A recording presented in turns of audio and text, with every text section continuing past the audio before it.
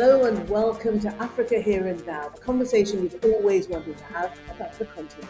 I'm Martine Dennis. Today, tensions mount in the Horn. Could they erupt into war? What could a second Trump presidency mean for Africa? We ask a former Trump ambassador. Plus, what's an acceptable size of a presidential convoy? This one belongs to Nigeria's Tinubu. And legendary US music magazine Rolling Stone launches an African edition. Patrick Smith, editor of Africa Confidential, is with me. Greetings, Martine.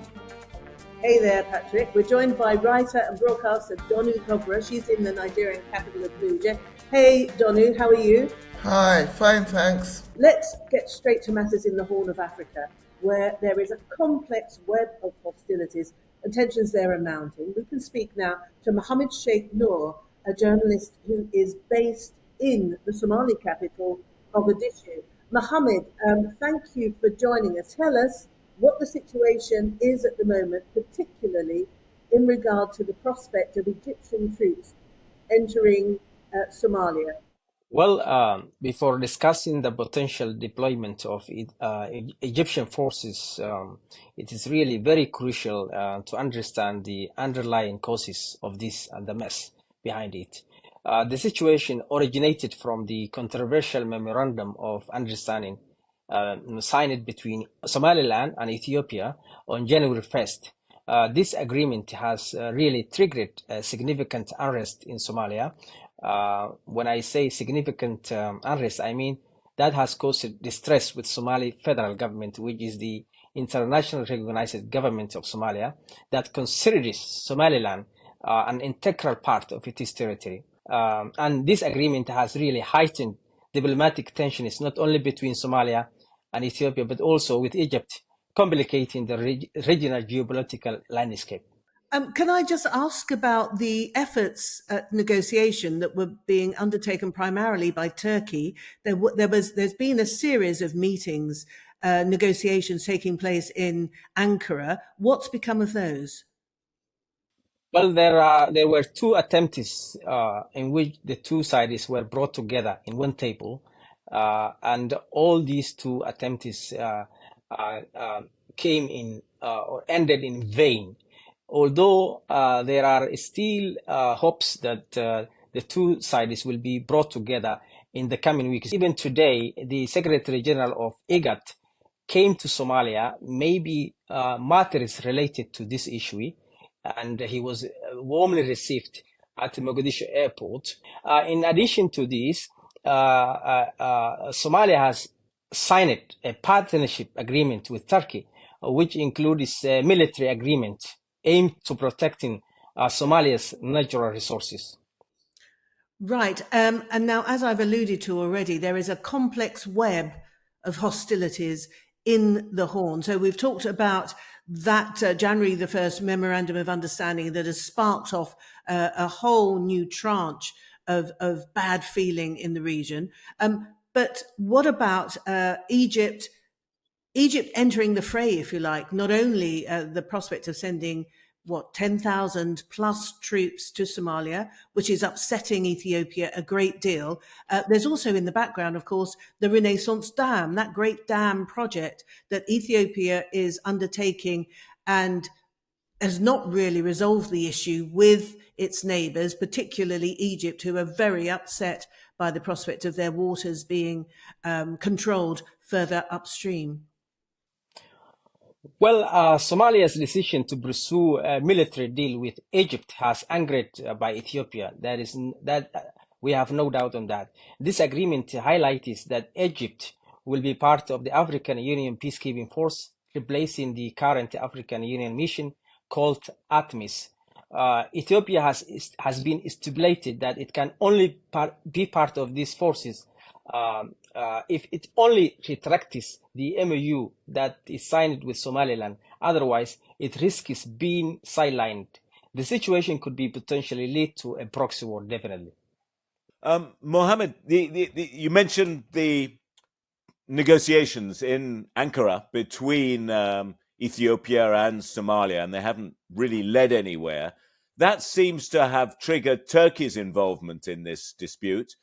and Turkey is coming out after this historic rapprochement between Recep Tayyip Erdogan and Egyptian President Abdel Fattah el-Sisi, and they seem to be in some sort of alliance to back Somalia. That is quite a major geopolitical shift. And so you've got those two big countries lining up behind Somalia, and then you've got the United Arab Emirates lining up behind Ethiopia because it has its own interests in Somaliland in the form of its big investment in Berbera port. I mean, who's going to be able to control this thing?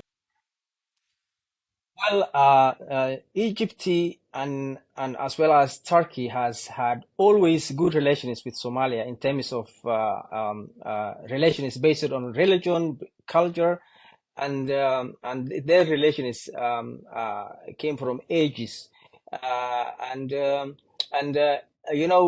Turkey has been also a great partner with Somalia in the efforts of Somalia surviving from its mess. As it was the first nation to be in Somalia in 2011 when Somalia hit that famine. Since then, the relations between Somalia and Turkey was always good, and Turkey also has an interest in Ethiopia. It has big projects in Ethiopia, and it doesn't want to compromise with its interest with Ethiopia. That's why it has been seen as a viable mediator, great mediator between Ethiopia and Somalia, and it has yet to be announced that the efforts, negotiations between Somalia and Ethiopia is almost close to failure. Still, it is yet to be announced. Efforts are still going on, and it is hoped that maybe simply when Ethiopia says, I have retracted, I think everything will be all right, and the two nations relations will be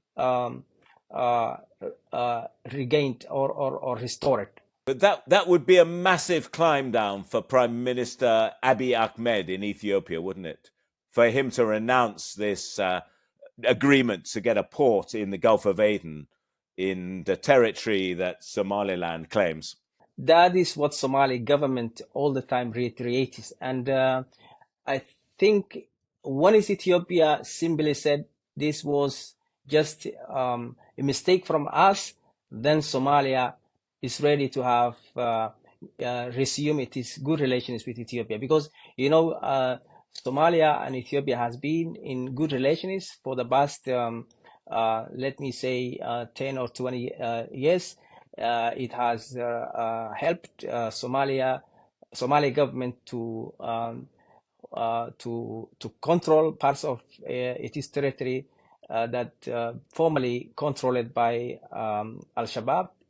Mohammed, what about those other?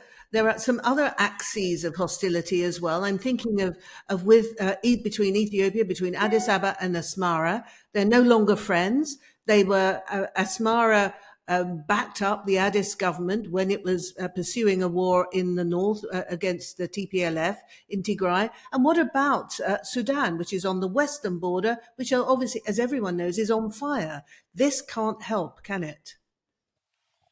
Indeed, when Somalia and Ethiopia emerged this friction in January 1st, Somali president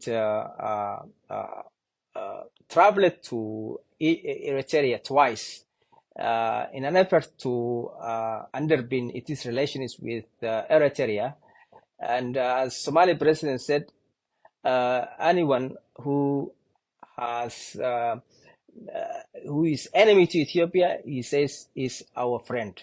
So maybe Asmara also trained Somali forces in their territory, and I have been confirmed that other contingents of Somali troops were flown to Eritrea to train, and those troops will be sent back to Somalia to help defend its country. So also Sudan, of course, has been also in a mess for the last 1.5 years.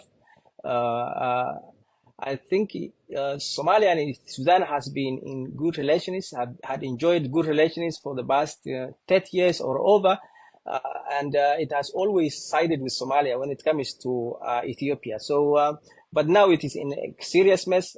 What about the internal security situation in Somalia vis-a-vis Al-Shabaab? Is this good for Al-Shabaab that Somali government's now in a fight with Ethiopia, or is it bad? How does it leave that? Well, Al-Shabaab considers everyone as an enemy, but then one minister who spoke to the local media some time back when this tension emerged said, we consider Al-Shabaab more close to us than Ethiopia, and that was the deputy foreign minister of Somalia. But Al-Shabaab always fights with anything to do with government. They still carry on attacks. They still control large swathes of the country, especially the remote areas in the south. You know, as far back as I can remember, Somalia has been in conflict and going through the most horrendous problems. You live in Mogadishu. When will Somalia become a country that isn't constantly in crisis? Well, Somalia is already a country. It has its own sovereignty. I know the country has been in chaos for the last 30 years. But then every time the situation is gradually improving. The governance system is gradually improving.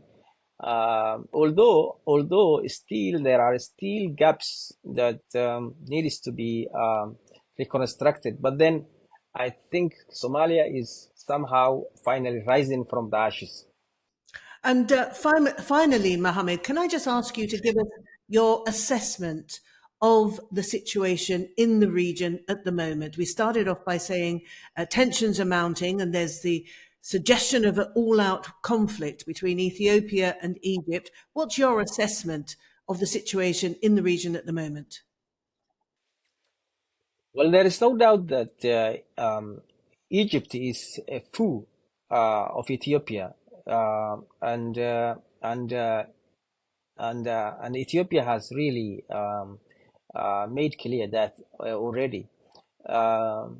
I think this can only be averted when the Ethiopian and Somali government come to maybe a common ground and resolve what caused this mess. And so far, this agreement really made it clear that Egypt will be part of the African Union troops because Somalia's the advisor of Somalia national security, the national security advisor for President who held a news conference some time back, openly said that Ethiopia can only be part of ATMIS or can only be part of the upcoming peacekeeping force only if it retracts that MOU. It remains to be seen whether Ethiopia will heed for that call or not. Thank you to Mohammed.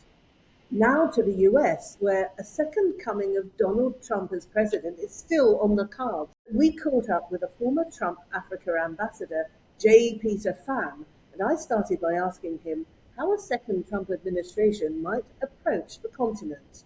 Well, I think to put it into context, Martine, and thanks for this opportunity to speak with you, I think it's important to bear in mind that for all the attention that's paid to personalities and to parties, really since the end of the Cold War, there's been great continuity in U.S. Africa policy. Part of that's a function of, let's be realistic, I'm a political realist. And part of it is that the focus on Africa within U.S. foreign policy is generally almost a boutique occupation. And so it's a small group of people who actually pay attention, who follow the issues. So the policy is largely continuous. If you look at, for example, trade policy, AGOA was introduced with bipartisan support from both Democrats and Republicans during the Clinton administration, renewed and expanded in the George W. Bush administration, renewed once again under, with vast bipartisan support under Obama. So there's a lot of continuity, and I would expect that historic pattern to remain, as it has during the transition from Obama to Trump and to Biden and to whether we go to Trump or Harris. Now, what happens is accents may change or individual personalities may change in policy roles, but by and large, a great deal of the policy is continuous, and I would expect that to continue. Is a second Trump administration likely to recognise the importance that is virtually consensually agreed now on the strategic minerals that are within African territory and how important they are for American national security, which of course was a big part of the Biden administration's policy towards Africa? Well, and I would say that Biden policy, by the way, was built upon steps that were undertaken during the Trump administration. I was the special envoy for the Great Lakes region when we laid the basis through our assiduous work on ensuring that the Democratic Republic of Congo had its first peaceful transition of power in its 6-decade history. Secretary Mike Pompeo visited Angola, laying the groundwork for what has been arguably the Biden administration's largest investment in Africa, the Lobito corridor from Angola through the Democratic Republic of Congo to Zambia and perhaps beyond in future years. So again, that note of continuity will continue. Now, accents will change, engagements will change, personnel will change, and in some respects, I would make the argument, I don't say this because I'm a Republican, I say this as a political analyst. Actually, if you look at the post-Cold War history of U.S. engagement with Africa, it's actually been under Republican administrations that Africa actually has gotten the major programming, and that has to do with internal American politics and who gets appointed to posts and why. And we can get into that, but actually many of the great gains have occurred under Republican administrations. And Patrick? Ambassador Pham, you mentioned the Lobito corridor and critical mineral competition. Right now, we've got a situation where the US has embarked on the Lobito corridor to the Zambian copper belt from the Angola coastline, is now talking about a line going the other way from the copper belt to East Africa, to the Indian Ocean. China is already there, both on the Lobito to Congo link, and now last week at the Forum for China-Africa Cooperation, Xi Jinping announced the rehabilitation of the Tazara Railway. I mean, do you think that both these routes are commercially viable? I think certainly the Lobito corridor, as it currently stands now, some people talk about extending it to the Indian Ocean. I'm not so sure about that, whether that would be commercially viable.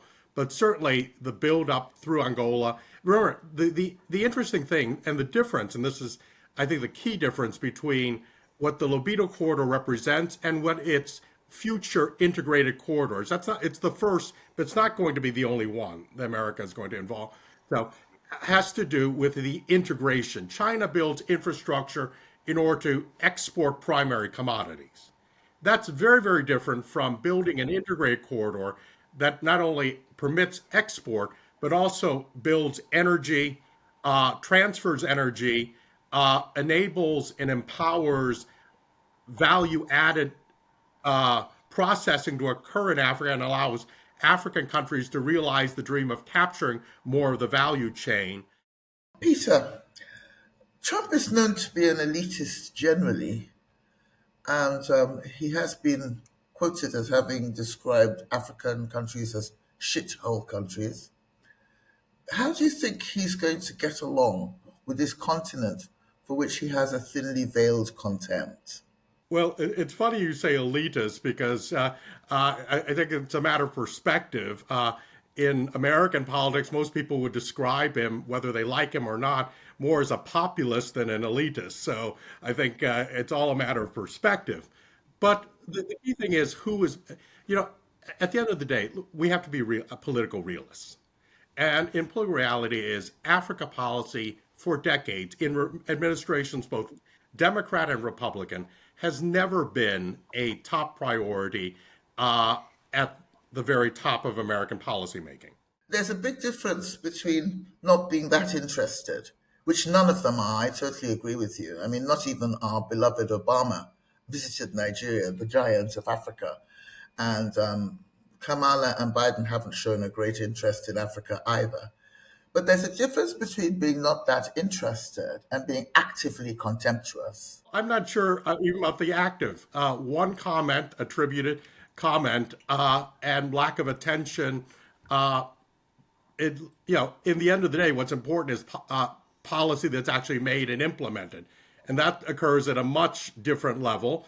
And as I've said, one could argue that the major accomplishments of U.S. policy toward Africa, whether it be PEPFAR, which has invested, well over $100 billion in African healthcare, AGOA, and other programs, Millennium Challenge, what's going on now with the Lobito Corridor and other investments in energy and infrastructure have all been carried out at a different level. And one could argue, and I would argue, the historical record has been that actually, and this goes to how internally appointments are made, have been more effective in Republican administrations. Republican administrations tend to put political appointees in charge of policy in Africa. The Democratic administrations tend to put career appointees. And the difference between that is that the political appointees actually are people who are interested in these jobs, are interested in these roles, have often long engagements with Africa. And because they're political appointees, they can break through some of the obstacles and get things done. Many of the, as we see, currently, many of the career appointees may have some career background in it, but the fact is, because they're not political appointees, they're unable to break through to the real decision makers, and in fact, are often delayed in their policy making, thus less effectual as actually policy implementers. I mean, you've pointed out that what you consider to be a virtual consistency in terms of US policy to Africa, but under the last Trump presidency, he was noted particularly for abrupt shifts in virtually every point of established American policy. In terms of relationships with the multilateral institutions, the breaking with traditional allies, and the cozying up, if you like, with the traditional adversaries. Is that something, do you think, that the world should be bracing itself for, on the continent in particular? Well, we're talking about Africa, not the world. Certainly in the world, there's been shakeup, and what I would make the argument that some of that shakeup was necessary. I mean, the former Secretary General of NATO, for example, has during the NATO summit in July, credited Trump for actually pushing more of the NATO countries to spend what they had committed more than a decade ago on military spending. Sometimes it takes a little bit of a bull in the china shop to get things done. Peter, what about the advisors to the Trump campaign, including this Project 2025, which are really calling for a US to de-link from the multilateral system, perhaps leaving the UN system, defunding Bretton Woods, World Bank and IMF? Do you think that is just campaign bluster, or do you think there's a serious intent that should Donald Trump be re-elected in November, that his administration would go ahead and cut ties drastically with the multilateral system? Well, I think that President Trump himself and official representatives of the campaign have been very clear.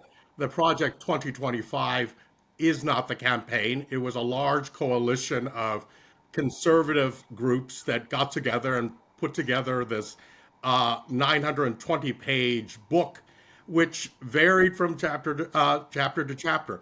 Full disclosure, I co-chaired the Africa group, and you can read those 400 words in there if you haven't. And I don't think you can, there's much in there that any of the three of you would disagree with. Joe Biden has, perhaps rather late in the day in terms of his presidency, has committed himself to Africa in a way not seen in recent years. He's had the Africa Business Summit in May. He's hosted William Ruto as in the first state visit for over 15 years for an African leader. You've mentioned the Lobito corridor investment. Do you think that a Kamala Harris administration will maintain that level of engagement with Africa, or do you think that might fall by the wayside? Well, I think the overall line of policy, irrespective of the results of our November election, will continue. But I do think that if the current pattern of appointments remains what it is, you will get some, I think, implementation issues. I mean, the Biden administration has been good with what I call showcase events. The U.S. Africa Leader Summit at the end of 2022, visits and of high-level officials around. But when it gets to implementation, even on signature projects, it runs into, and again, this has little to do with Africa, much more to do with internal American dynamics and things like the power of the public sector employees unions in America, implementation. So a lot of it, what I say to my African friends is, it's not about you, it's a lot more about us. The Development Finance Corporation started with all the best intentions, wide bipartisan support, virtually no votes against it, signed into law by President Trump in 2018. And yet 5 years later, what do we find? Less than half of the capital authorized by Congress has been committed, much less dispersed. Ambassador J.PETER PHAM, thank you very much indeed. Thank you. Now to DONU. DONU, Nigerians seem to be always grumbling. What are they moaning about now? Well, where do I start? Do you have all day?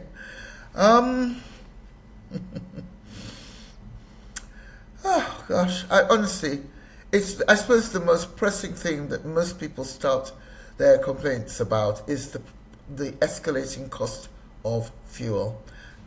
Just sort of like out of control, and people are parking their cars because they can't afford to fill their tanks, and public transport is extremely expensive. That's the main thing, but there are so many others as well. And what is it then about President Tinubu's recent globetrotting that is getting under the skin of many Nigerians? Well, I know a lot of people are very upset to see a picture of him shaking King Charles III's hand in London. The prevailing view is that the British and Americans are a little bit too happy to cooperate with someone they feel is not doing a good job, and which of course many people also feel has a very questionable background. So, there's been a lot of upset about the amount of goodwill he appears to be getting from the West. And as regards, regarding the picture of him with King Charles, what struck me was that Charles is merely the king of the United Kingdom and, sort of more or less the head of the Commonwealth, and a descendant of British emperors and empresses. And he seems to be considerably less powerful than Tinubu. But isn't it in particular that Nigerians are carefully monitoring the size of his delegations when he does go abroad, who's in the delegations, and then it's the matter of the size of his convoy as well. Oh, that's, like I said, it's how long is a piece of string?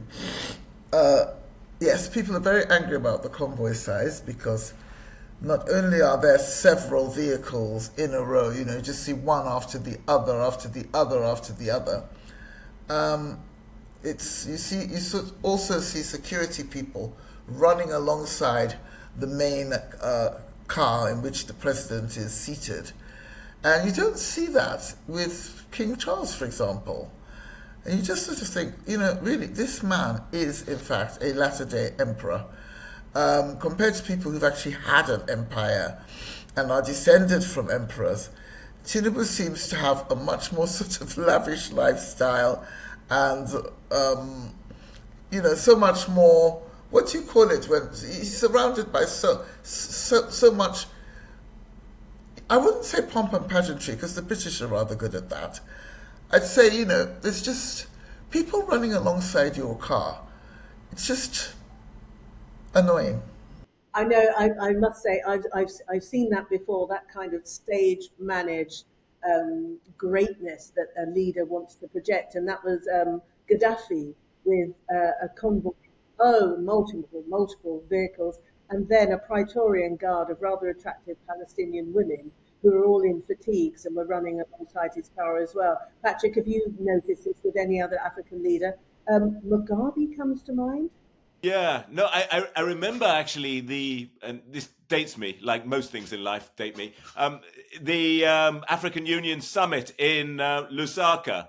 In fact, where Gaddafi was there, and Lusaka managed to arrange a power cut in the middle of one of Gaddafi's speeches. The whole hall fell into darkness. And when the lights went back on, there were about 20 of his female bodyguards actually on the conference table with guns pointed, protecting him. It was just so amazing. I mean, it was like a moment of grand theatre, and all the other leaders were like quaking in their boots. Don't shoot! Don't shoot!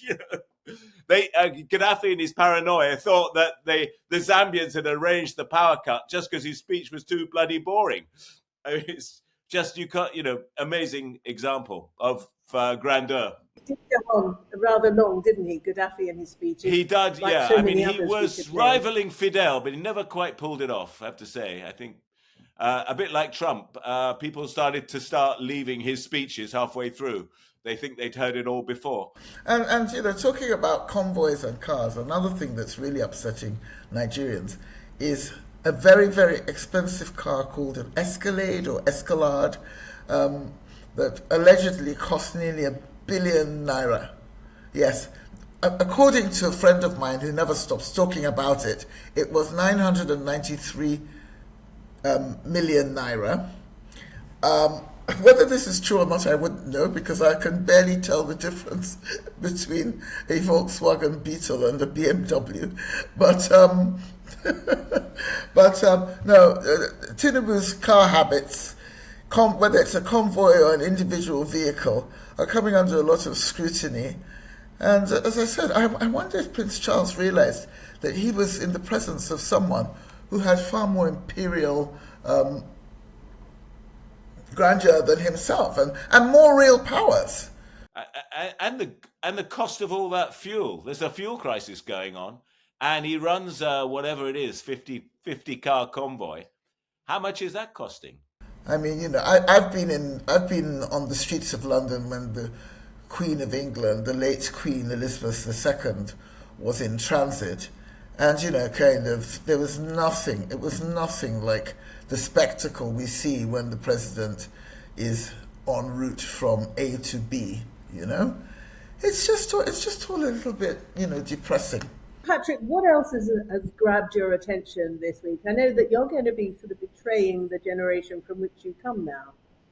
Yeah, that is true. In my misspent youth, which DONU knows just how misspent it was, I was a great fan of psychedelic. You were there. A great fan of psychedelic rock and everything that went with it. Not to mention Bob Dylan, Miles Davis, Stevie Wonder, you name it. And one of the great Bibles was then a magazine called Rolling Stone, started by a guy called Jan Venner, who actually is now persona non grata because he's turned out to be like a serial misogynist. That's another story. But the magazine was brilliant. And it was based in San Francisco, and everyone was smoking grass and all that stuff. And it just covered the rock scene in the 1970s. And most of us thought that probably it had reached its sell-by date. But lo and behold, this month, they've come out with a Rolling Stone Africa edition.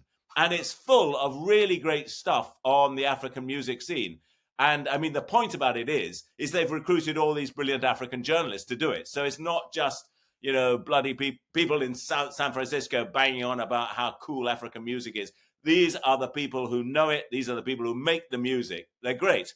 And they've interviewed a guy called Lemmy Gariokwu, who is the man behind Fela Anikulapo Kuti's album covers. And if any of those people in the world who haven't seen these album covers, you've got to see them. They are, I would argue, they are great art. They kind of capture a dynamic in Nigerian society. Reached its sort of apogee in the 70s and 80s. He's mocking the military rulers. He's mocking the kind of oligarchs and taking on the elite big time. And they're just, and of course, Fela's songs, as we know, did that. Songs like Zombie, mocking the politicians. And of course, the classic song that, everyone listens to of Fela is Shuffling and Smiling, which is the reality of day-to-day life. While the elite are running convoys across the capital, everyone else is in Molwe buses, sweating and complaining and stuff. And that was that song about. That's what the song was about, and about religious corruption, about political corruption, military corruption. And Lemmy did the most beautiful cover. You can go out and see it. You can see it on the internet. You can see it in the record shops. So he's interviewed by Rolling Stone. He's talking about the Fela days. And just one last point I'd like to make is that he does refer to the current inheritors of the Afrobeat. They call themselves, it's now called Afrobeats. And I think without being a sort of, aging spoilsport, because I guess he's almost as old as me, he's saying that, these guys, it's a different ethos. When Fela was playing his music, it was a kind of rebellion. It was music as rebellion.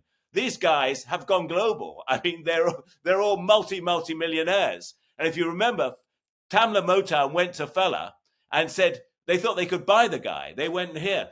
Here's 10 million, Fela. We want your back catalogue. And he said, you must be joking. I'm selling my soul to American capitalism for $10 million.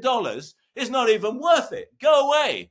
And that's what happened. So it's the interview is great, and it gets into the sort of the differences between the Fela era and the current Afrobeats era we see.